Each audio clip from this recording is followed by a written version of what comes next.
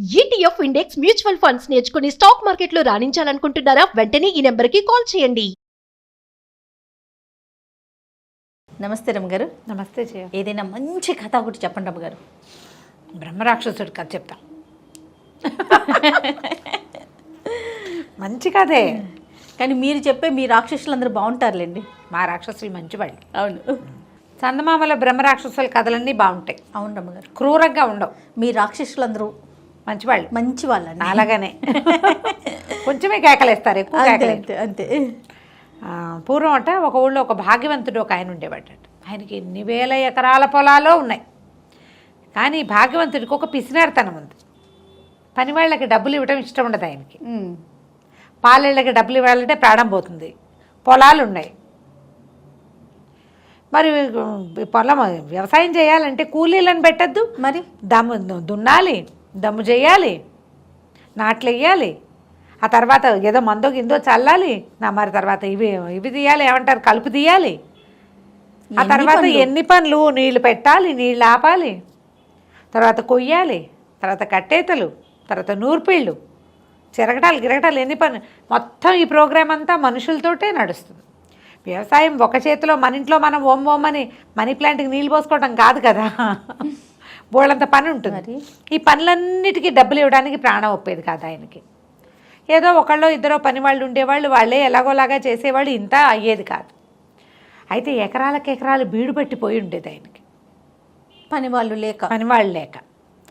వాళ్ళ ఆవిడ చాలా తెలివిగలది, కానీ ఈయన్ని లొంగదీయలేక ఆవిడ ఊరుకునేది. అయితే ఏమైంది, ఆయన చాలా దుఃఖంగా ఉండేది. ఆయనకి పొలాలన్నీ బీడు పట్టిపోతున్నాయి, ఏవి పంటలు లేకుండా పోతున్నాయి, డబ్బులున్నాయి, ఇంకా ఆయన దగ్గర క్యాష్ కూడా బోల్డంత ఉంది, పొలాలు కూడా ఉంటే బాగుంటుంది అంతే.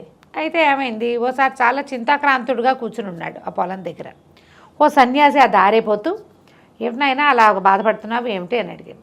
ఈ ఉచితంగా వస్తాయిగా బావిలోంచి మంచినీళ్ళు తీసి ఆ సన్యాసికి కాసిన మంచినీళ్ళు తాగడం పోయించి చెట్టుకి ఏదో కాయ ఉంటే ఒక కాయ కోసి చేతిలో పెట్టి కూర్చోబెట్టాడు. నాకు చాలా సమస్యగా ఉందండి, పని వాళ్ళని పెట్టుకోలేకపోతున్నాను నేను, మరి సులువుగా పని అయిపోయే ఉపాయం ఏమో కనిపించట్లేదు, దాంతో చాలా కష్టపడుతున్నానంటే ఆ సన్యాసి ఈ మంచినీళ్ళు ఇచ్చాడు, మామిడికాయ కోసి ఇచ్చాడని ఓ మంత్రం చెప్పాట.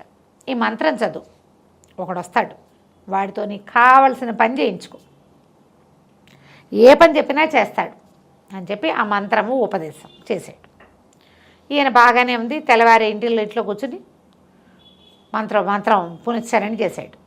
ఇన్ని వేలు చేయాలని ఉంది లెక్క. ఆ అన్ని వేలు అయ్యాక ఢామ్ అని పెద్ద శబ్దం అయ్యి పెద్ద బ్రహ్మాండంగా ఉన్నటువంటి భీకరాకారుడు ఒకడొచ్చి ప్రత్యక్షమయ్యాడు. ఏం కావాలో చెప్పు, పని చేయాలి నాకన్నా, నువ్వేం పని చెప్తే ఆ పని చేస్తా. అయితే మనకు అదంతా మన పొలమే, ఆ పొలం అంతా దున్నాలన్నాడు. సరే అన్నాడు. ఈయన ఏమనుకున్నాడు, కాస్త ఇమితంగా కూర్చుని మజ్జిగ తాగుదాం అనుకున్నాడు. ఆయన పీటేసి కూర్చుని ఏమే మజ్జిగతే అనే లోపల బ్రహ్మరాక్షసుడు వచ్చేసాడు. వాళ్ళ ఆవిడ ఇంకా మజ్జిగ చిలుకుతుంది, చిన్న గ్లాసులో పోస్తుంది. వచ్చేసి దున్నేసా అన్నాడు. ఎవడు అప్పుడే దున్నేసా బాట? దున్నేసాను, కావాలంటే చూసుకో. మేడెక్కారు, పైనుంచి చూస్తే పొలం అంతా దున్నేసి జాలుగా కనపడుతుంది. 1000 ఎకరాలు 1000 ఎకరాలు దున్నేశాడు. అక్కడి నుంచి ఈయన అన్నాడు, సరే నేను మజ్జిగ పుచ్చుకుని మిగిలిన పనులు చేసుకునే లోపల దమ్ము చేయాలిగా, ఒట్టిగా దున్నితే ఎలాగా, నీళ్లు పెట్టి అంత దున్ని లూజ్గా చేయాలి, ముందు దున్నాలి జాళ్ళు, తర్వాత అది దమ్ము, అలాగే అన్నాడు. బ్రహ్మరాక్షసుడు వెళ్ళిపోయాడు. ఈయన మజ్జిగ తాగి స్నానం చేసి వస్తానని గావంచా భుజాన వేసుకుని వెళ్ళాడు. ఈయన ఇంకా ఒక నూతులేంచి వచ్చి ఏదైనా తోడలా బ్రహ్మరాక్షసు మళ్ళీ డింగమని వచ్చాడు. మనకు దొరికితే బాగుండు కదా, భలే ఉంటుంది అమ్మగారు. దున్నేశాను, మా దమ్ము కూడా చేసేసా. నీళ్లు పెట్టి నేలంతా నానబెట్టాలి. ఈయనకేం చేయాలో అర్థం కాలేదు. ఇది మంచి అదను, పొలం పదురు మీద కూడా ఉంది, నాట్లు వేయాలి అన్నాడు. ఈయన నాట్లేగా, అలాగే అన్నాడు. ఈయన స్నానం చేసి వచ్చేసరికి నాట్లయిపోయాయి. అర్థం కాలేదు, ఏం చేయాలి, నో క్లూ అనమాట. సరే నాట్లు కూడా వేసేసాడు. పని చెప్పు. నాట్లు వేసాక ఇప్పుడు బ్రహ్మరాక్షసుడు అంటే క్షణంలో చేస్తాడు, కానీ ఆ నాటుకున్న పొలము ఎదగాలి, ఎంత పని ఉంది మరి. అది 2 నెలలు ఎంతో పడుతుంది. 1 నెల పట్టింది, పట్టాక కలుపు వస్తుంది, ఇంకో నెల పోయాక కంకలేస్తాయి, అప్పుడు ఎరువు కొట్టాలి, ఇంకో నెల పోయాక అప్పుడు కదా ఎదకొచ్చేది, పైకి వచ్చేది, పొలం పైరు మీదకి వచ్చేది, ఆ తర్వాత నెల కోసేది. ఈ లోపల పని చెప్పు అని చంపేస్తున్నాడు వీడు. అర్థం కాలేదు దీనికి ఏం చేయాలో. పని చెప్పకపోతే వాడు విరుచుకు తినేలాగా ఉన్నాడు.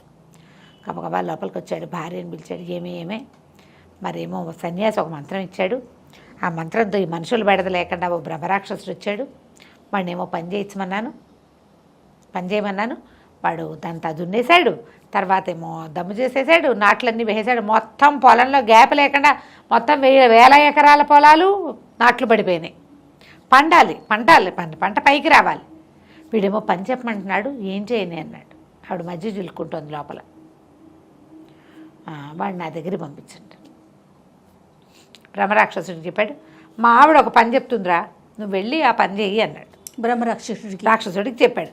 బ్రహ్మరాక్షసుడు లోపలికి వెళ్ళాడు. అమ్మగారు మధ్య చిలుకుంటుంటే ఏం చేయమంటావు పని అన్నాడు. ఈవిడేం చేస్తుంది, ఇట్లా ఇళ్ళని ఒక వెంట్రుక లాగి ఉంగరాలు చుట్టూ ఆవిడది, దీన్ని స్ట్రైట్గా చేసి పట్టురా, నిన్ను సాఫ్ చేసి పట్టరా.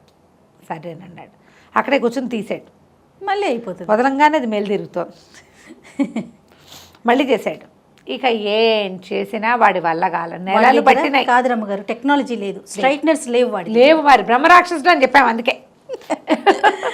పాతకాలం వాడు కదా బ్రహ్మరాక్షసులు. ఇప్పుడు మన మనుషుల రూపంలోనే ఉన్నారు. అదే కదా, నాన్ టెక్నికల్ రాక్షసులు పాత రోజుల్లోనే ఉండేవాళ్ళు. ఇక వాడు దాన్ని లాగాడు, పీకాడు, తడిపాడు. ఏం చేసినా ఏమీ అవల. అది పుచ్చుకుని ఊళ్ళు తిరగటం మొదలుపెట్టాడు, స్ట్రైట్ చేయించుకోవటానికి. ఇక తిరుగుతూనే ఉన్నాడు. ఈ లోపల వీళ్ళ పంట పైకి వచ్చేసింది. ఈయన కూడా ఇలా రాక్షసుల మీదకి వాళ్ళ మీదకి వెళ్ళకూడదని కూలి, ఇంత పంట వాళ్ళకి ఎలాగూ డబ్బులు వస్తాయి, ఎలాగూ ఇస్తాం. తొలి కాలంలో ఏ పంట లేకుండా డబ్బులు ఇవ్వాలంటే బాధ ఆయనకి. నీకు పంట రావాలంటే ముందు ఎన్ని పనులు ఉన్నాయి, ఎంత ప్రాసెస్ అండి. ఈ ప్రాసెస్ అంతా ఖర్చే కనపడుతుంది. మనం పంట వచ్చాక డబ్బులు ఇవ్వడం మనకి సులువు, పంట కనపడుతుంది కదా. వన్స్ అది చేస్తే కానీ మనం తర్వాత దానికి పెట్టుబడి పెట్టలేకపోతాం. ఆయన రెడీ అయిపోయాడు. ఇతనేమో ఈ బ్రహ్మరాక్షసుడు ఆ పొడుగాటి మెలికలు తిరిగిన నల్లటి వెంట్రుకని పుచ్చుకొని తిరుగుతున్నాడు. కొన్ని నెలలు తిరిగాక ఓసారి ఒక బంగారపు పని వాళ్ళ వాకిట్లో కూర్చుని ఉన్నాడు బ్రహ్మరాక్షసుడి చెట్టు కింద. ఆయన ఓ బంగారాన్ని, ఒక ముద్దని కాల్చి ఒక మెషిన్లో పెట్టి దాన్ని ఇట్లా సాగదీశాడు. ఇతను చూస్తున్నాడు ఆశ్చర్యంగా. మళ్ళీ ఆ సాగదీసిన ఇంత కడ్డీని మళ్ళీ మంటల్లో వేశాడు. మళ్ళీ ఆ సాగదీస్తే అది సన్నగా తీగ చేసుకుంటున్నాడు. కాల్చి సాగదీస్తారు, చల్లారిపోయాక మళ్ళీ కాల్చి మళ్ళీ సాగదీస్తారు. తర్వాత దాన్ని ఒక సన్నటి దాంట్లో పెట్టి నైస్గా లాగి